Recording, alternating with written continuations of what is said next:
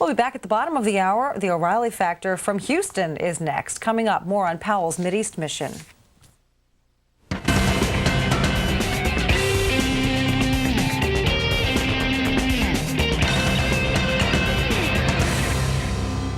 Hi, I'm Bill O'Reilly reporting from Houston tonight. Thank you for watching us. Secretary of State Colin Powell is in the Middle East, and atrocity greets him. That is the subject of this evening's Talking Points memo. If there was ever a question about Palestinians wanting peace, there is not any longer. The suicide bombing today shows the world that terrorists in Palestine want a wider war. They do not want a peace process. Mr. Powell is trying to convince Ariel Sharon to withdraw his troops from Palestinian territory. You would think all the Palestinians would be rooting for Mr. Powell to succeed and trying to help him. But no. Just as Powell's about to land in Israel, a suicide bomber commits murder. Now, only a fanatic would deny that this kind of murder in the face of a peace mission is an act of war. Talking Points believes many in Palestine want an all-out war between the Arab world and America and Israel. They want massive violence and a showdown that would cost thousands of lives. And these people are out of control. Arafat can't stop them, and not one Arab leader condemned the suicide bombing today. Not one. So what we have here is an attempt by terrorists in the Middle East to ignite a world war pitting Muslims against Christians and Jews. That's how bad the situation is. President Bush also has an extreme problem with Saudi Arabia. America gets 8% of its oil from that country, and that country is now raising millions of dollars to support the families of the suicide bombers. That's directly supporting terrorism, the same thing the Taliban did. So what does Mr. Bush do? We'll have a report on that upcoming. All Americans should understand the gravity of this situation. Secretary Powell has to exert pressure on both Israel and on Arafat to come to some kind of agreement on peace talks. If the secretary cannot do that, a wider war is almost a certainty. And that's the memo. Now for the top story tonight. Some in Europe are accusing Israeli Prime Minister Sharon of being a war criminal like Milosevic. Joining us now from New York is Roger Normand, a human rights lawyer and the executive director of the Center for Economic and Social Rights, a liberal group. Now, Mr. Normand, I understand that Ariel Sharon's a hawk. He's a hardliner. He's done some bad things in his past. That's a matter of record. But when you have wave after wave of suicide bomber, particularly in a peace mission, you know, Colin Powell is trying to get the Israelis to withdraw. He's going to stop the violence. And then you got somebody blowing herself up, killing 6, wounding 90. Come on, you've got to be reasonable here, do you not? You do have to be reasonable, and what you have to do is hold all sides to the same standard, and that's a human rights standard. And so, of course, suicide bombings are an atrocity. That's a form of war crime because war crime has been defined as a systematic attack against civilians. Right. What Israel is currently doing in the occupied territories are also war crimes. All right, we'll get to Israel. Civilians. We'll get to Israel in a moment, but let's get very specific about this. You've got the Secretary of State going over to Israel to try to get Ariel Sharon to pull his military out of there. And then, moments before he lands, there's a bomb. There's murder. What do you say about that, Mr. Normand? What do you say about that? Well, about that is it's clearly aimed at derailing the mission. Okay, no very good. You're that. honest. You're honest. Cool. Clearly aimed at derailing the mission. But okay? the question is, why? Who are now, the why? people No, wait. sending these suicide bombers? They are people. These groups are not interested in peace. That's but right. Again, in the same way that Sharon in Israel is not interested in peace. But I don't want to talk about Israel sides. right now. I want to talk about the Palestinian power structure, all right, which does not want peace. Now, would you agree with that? I would not agree with that. You wouldn't. Because we now need to define Palestinian power structure. Arafat and his cronies. Arafat and the Palestinian Authority, during the years of the Oslo peace process, when there was some hope for a settlement, even though I think the whole process was misguided because Israel kept expanding the settlements. But during that period, Arafat was actually quite effective in cracking down on these groups, Hamas and Jihad. And it's only after Sharon came in and basically blew up the peace process that, and I would say more, attacked the infrastructure of the Palestinian Authority, made it even impossible for the Palestinian Authority to exercise any control if they wanted to. I mean, it's a little ludicrous to ask President Arafat, confined in his little compound where he has to ask the Israelis for a cup of coffee, to be effective in trying to undermine some groups who actually are hostile to Arafat. These groups are hostile to Arafat. You are admitting that the terrorists are basically controlling the agenda on the Palestinian side right now. I would say that some of these groups are controlling the agenda because the Israeli government has created a situation that allows them to control the agenda. Excuses for them. It's not an excuse. You have to deal with historical reality. Excuses for them. All right, now, if you don't understand the facts on the ground, we can't come to a peace resolution. You can understand all day long. Terrorism is terrorism, all right? Excuses walk on this program. Now, I'm going to point you as Prime Minister of Israel. You're in charge, okay? You're Ariel Sharon. You see, and I'm with you on the settlements. I think the settlements are counterproductive, destructive, and they should dismantle the settlements. I'm with you there. You're Ariel Sharon. Your people, your civilians are being targeted. They're getting blown up. What do you do? Well, I'm Ariel Sharon, and in fact, you could be Ariel Sharon too, because if you took the position you just said, which I agree with, if I'm Ariel Sharon, I say as Prime Minister of Israel, I accept the parameters of peace, land for peace, that Arafat has offered and that the Saudi plan offers. And if you do that, and if you agree to dismantle the settlements like you just suggested, you would have an entirely different political situation. You would see these kind of suicide bombings brought to a minimum, and actually you'd be able to halt them, as they were halted for many years in the mid-90s. That's the way towards peace, ending the occupation. That's the way to end atrocities in the last days of the Clinton, Mr. Norman, you're going to have to stop when I start, okay? I'm sorry. As you know, in the last days of the Clinton administration, the land for peace was offered by Barack, okay? And Yasser Arafat walked away, stunning President Clinton, all of our diplomats, and most of the world, stunning them. He walked away. So don't the Palestinians have culpability here as well? To call Ariel Sharon a war criminal is ridiculous. He may be overdoing it. President Bush thinks he's overdoing it. I'm for pulling the Israelis back right now as well. But come on. Barack gave the PLO a good deal. They walked away, and right now they are not in control of their own people. Well, you're raising two separate questions. The first is Ariel Sharon a war criminal? And I think the answer, as an international lawyer, is yes, because he and forces under his command are committing war crimes and have in the past. Well, you'd have the issue of Barack is a separate issue, and that is, what Barack was willing to offer is obviously far better than what Sharon is willing to offer. But I think an Israeli human rights group said it best, which is the Camp David Accords, which actually were improved and made much better under Taba, which was the Clinton proposals. But even so, it was still a prison, because whether the Palestinians get 90 or 95% of the territory, the real issue is what territory Israel retains control over. It's like a prison. The prison guards might control only 5% of the prison. The prisoners are in 95%. But if they're encircled by Israeli tanks, you can't have a viable state. But all of these things can be negotiated. It is possible to negotiate them, but it is impossible as long as Palestinians target civilians, which they are doing, and that is the real war crime. Mr. Norman, we appreciate your time very much tonight. Next, as we continue from Houston, a huge problem. What to do with Saudi Arabia now that that country is helping terrorists? We'll be right back with that report.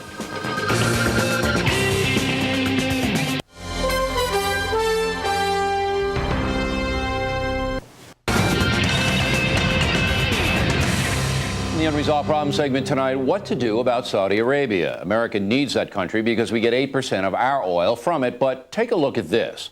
Yesterday, a state-sponsored live telethon in Saudi Arabia raised millions of dollars for the families of suicide bombers in the Middle East and other so-called martyrs. Now, there's no question this is encouraging terrorists. Many Muslims are calling these bombers martyrs, as I just said, and are paying their families. So what does President Bush do? Joining us now from Washington is Regita Dargum, senior diplomatic correspondent for Al Hitat, an Arab daily newspaper based in London. All right, you're President Bush, and I'm appointing everybody to high positions today. Mr. Dargum, what do you do with Saudi Arabia? You keep it as a good friend, because Saudi Arabia is also the sponsor of the Arab Peace Initiative, which was endorsed by the Arab League only less than a month ago. And that is the first clear, simple statement by the Arabs that says end occupation and coexistence with Israel and normalization with Israel. All right, but there's a little problem with that. Important position. There's a little problem with that. You're an American citizen. Yes. And after 9/11 happened, can you imagine if a country, say Saudi Arabia, let's use that as an example, raised money for the families of the hijackers who killed 3,000 Americans? Can you imagine what would have happened to Saudi Arabia if they had done that? Mr. O'Reilly, you would permit me to differ with your premise of the question here. This money that's being raised in Saudi Arabia, it is not being raised for the terrorists or the hijackers equivalent. It goes to the families of the suicide bombers. Well, I ask you a very simple question, Ms. Ragam. Yes, if after 9/11, Saudi Arabia had a telethon like they did yesterday to pay money to the families of the hijackers that killed 3,000 Americans, how would you have felt as an American about that? Had this been the case, it would have been intolerable, but I have to beg you to differ with you. I think you have this totally wrong. The money raised is not to raise terrorists. It is actually to help these Palestinians who have been destroyed as an infrastructure by the Israelis. And if I may put something to you, Mr. O'Reilly. Did you go on the Saudi website, Ms. Durgam? Did you go on their website? Because they're giving at least $10,000 to each so-called martyr suicide bomber's family. Now, that's a fact. That's what they're doing. And come on. But let me say something. First of all, I disagree, but we've done this You already. can't disagree with facts. That's what they say on their own website. No, I am sorry. The money being raised is being raised to help the Palestinians, the families. So you're telling me not 1 cent of that money raised is going to the families of the suicide bombers. Is that what you're saying on this broadcast? Maybe. Some of it goes. Let me finish, if I may. You invited me to try to explain this together with you. But these suicide bombers are not money-driven. Let's get that clear. We, the United States of America, we give Israel $3 billion a year, no less. Israel, for example, yesterday in Jenin, we don't know how many Palestinian civilians are dead because our media, the international media, is not allowed in to take a look. Our president demands of Israel, please, or pleads even, not even demands, to do what is in the interest of the United States and in the interest of Israel, and he goes rebuffed. All right, but Ms. Durgam, you're doing what every guest does. And I gave you your say. You're doing what every guest says. For every Arab atrocity, for every murder committed by Palestinian terrorists, you then say, well, Israel does this. You're condoning evil by pointing out other evil. Now, I'm going to get back to this. I think you know, as a correspondent, a veteran correspondent, I think you know that Saudi Arabia is sending money to the families of the suicide bombers. That is a fact. That is happening. If Saudi Arabia had done that to the 9/11 hijackers, we would have bombed Saudi Arabia. We would have attacked that country. So now, you're President Bush. What do you do in this case when Saudi Arabia and Iraq and others are rewarding the families of killers, of suicide bombers? What do you do? You are going to permit me to differ with the premise. I do not think they are rewarding the killers. By the way, for the record, I think every attack on every civilian, Israeli or Palestinian, to me, is immoral. Whatever the case may be, whatever the justification may be, whether it's a Palestinian civilian in Jenin or the suicide bombing of today that had its victims Israeli civilians. That, to me, all right. Let me pose this question to you. Wait. We're running out of time, and this is really what I want to get. Here's what I would do if I was President Bush. Go ahead. I would stay the course. We have a very good policy that is fair and just. So you'd let them do that? Two-state solution. You'd let them do that? You'd let them give money to the families of the suicide bombers? You wouldn't do anything about it? Actually, you know what we did? We, as the United States, we did our Secretary of State, together with the quartet, as it's called, the international community, that is the United Nations, the European community, Russia, and the United States. Only 2 days ago, they were appealing and urging Arab countries to give money for the Palestinians in order to help save that infrastructure that's devastated. But not the suicide bombers. That is the thing.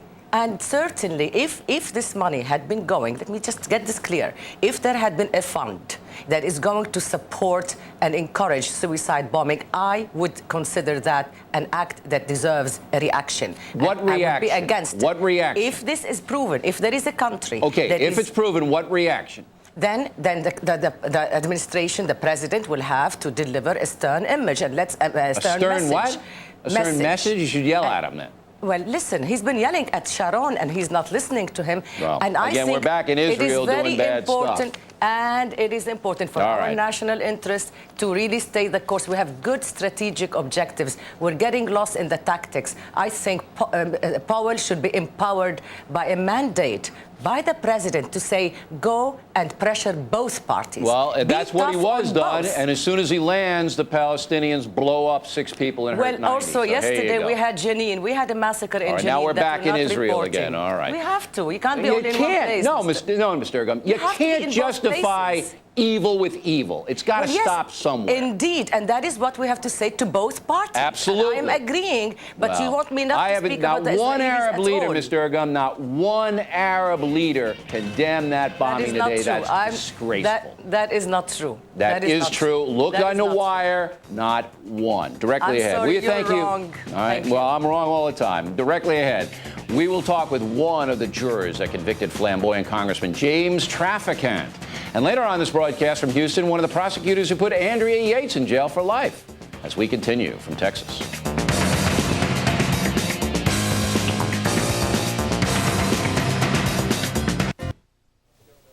Time now for the most ridiculous item of the day. Your humble correspondent, that's me, makes his acting debut on CBS tonight. Program's called First Monday with James Gardner and Joe Mantegna. And I play myself because nobody else would. We, of course, suggested George Clooney. Anyway, First Monday is seen at 10 Eastern and Pacific time. And I have no idea how long my little stint will be, but it could be ridiculous. So let me know what you think. And finally, tonight, the mail. All our correspondents this evening will receive a signed copy of the No Spin Zone book, which after 6 months is still on the New York Times extended bestseller list. We have been giving away the O'Reilly Factor paperback, but we'll mix it up. You get the hardcover of the No Spin Zone tonight. About our story on some Red Cross officials being paid big bucks. Bill Newell, Lutz, Florida. Hey, Bill. Here's the perfect sign to hang on the desk of that San Diego Red Cross executive that charity buck stops here. Donna Fellows, Oregon, Illinois. Bill, I was very upset after viewing your segment on the Red Cross. As president of a not-for-profit that has no paid staff, we have to struggle to raise funds because of the overtop salaries in the Red Cross. Well, Ms. Fellows, I sympathize greatly with you, but I think people realize there are good charities in America as well. About a report that shows 66% of black American children live without a father in the house. Kurt Johnson, Tokyo, Japan. Bill, sometimes you are as fair and balanced as a three-legged Z-donk. I don't know what that is. These men need help, not pressure. You know, compassion. Philip Stevenson, Wilmington, North Carolina. I work with an African-American who has fathered 8 children with 7 different women. He has never paid a penny in child support. Since the taxpayer is picking up his tab, what would make him change? Rick Davis, Yankton, South Dakota. Not only African-American children, but all American children suffer the loss of a dual-parent home because welfare pays more benefits to single parents. Matthew Kletch, Clifton Park, New York. O'Reilly, as usual, you were more interested in flapping your gums and airing your baseless opinions than in finding solutions to this problem. About Martha Stewart in a new book that says she is not very nice. Lily Greenhut, Los Angeles. What right does Christopher Byron have to write an insulting book about Martha Stewart? Jealousy, thy name is man. Well, Ms. Greenhut, I don't know if Mr. Byron is jealous or not, but because he lives here in America, he has the right to write any book he wants. Susan Hamilton, Bryan, Texas. Bill, a book exposing Martha Stewart as less than perfect? It's a good thing. Shirley True, Fayetteville, North Carolina. Bill, you show your ignorance when you criticize Martha Stewart. She is a joy and an inspiration to millions of American women. Well, Ms. True, the book criticized her, not me. I made fun of her in the O'Reilly Factor book, but I didn't criticize her. Wanda Martin, Cottonwood Falls, Kansas. O'Reilly, do you realize that many people have very little regard for you? I try not to think about that one. Ray Martin, Reno, Nevada. Bill, I'm a liberal, but love the way you cut through the garbage and get people to answer the questions. Also, I'm looking forward to hearing you on our local radio station. Well, Mr. Martin, thank you very much. The Radio Factor begins coast to coast on May 8th. All right, we're gearing up for the Factor radio program. It's going to be a no-spin affair, and it's the fastest rollout in radio history in the United States of America. So we hope that most of you get it in the town where you live. How about that website? www.foxnews.com/O'Reilly. I've just finished a column for worldnetdaily.com about what could be the impending war between the Arab world and America. I mean, storm clouds are gathering, as we said earlier in the broadcast, and you might want to check this column out. Also, we have Talking Points Memo. We have Factor Gear. And somebody wrote in about Oh, we're going to do this on Monday. We have one of the group Take Six, the rock group, who didn't like me saying the stuff about the CDs for 9/11 families. We're going to hear from them, and they brought in the fact of gear, so it'll be interesting. Come back on Monday and see that. Also, how about emailing us with some pithy comments? O'Reilly@foxnews.com, O'Reilly@foxnews.com. That is it for us today. As always, we thank you for watching us. Up next, Hannity and Colm's fight it out over America's effort to bring peace to the Middle East. They're warming up in the bullpen. Should Colin Powell just give up and head for home, or what? I'm Bill O'Reilly reporting this evening from Houston, Texas. All the folks here have been real nice. Hope to see you again next time. And remember, the spin stops here.